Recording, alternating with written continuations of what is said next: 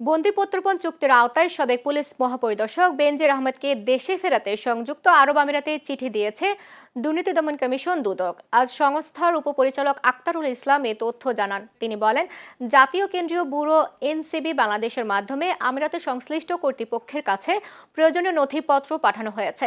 এ বিষয়ে আইনি ও কূটনৈতিক প্রক্রিয়া এগিয়ে নিতে এনসিবি বাংলাদেশের দুই প্রতিনিধি দুদক কার্যালয়ে এসে কর্মকর্তাদের সঙ্গে বৈঠক করেন।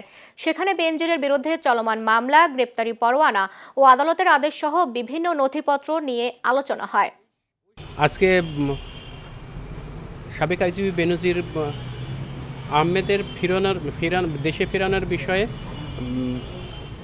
দুদকের পক্ষ থেকে এক্সট্রাডিশন প্রপোজাল মানে প্রত্যাপন্ন যে পত্র সেটা পাঠানো হয়েছে। এটা পুলিশ সদর দপ্তর হয়ে, স্বরাষ্ট্র মন্ত্রণালয় হয়ে, পররাষ্ট্র হয়ে কূটনৈতিক চ্যানেলে আরব আমিরাতে যাবে।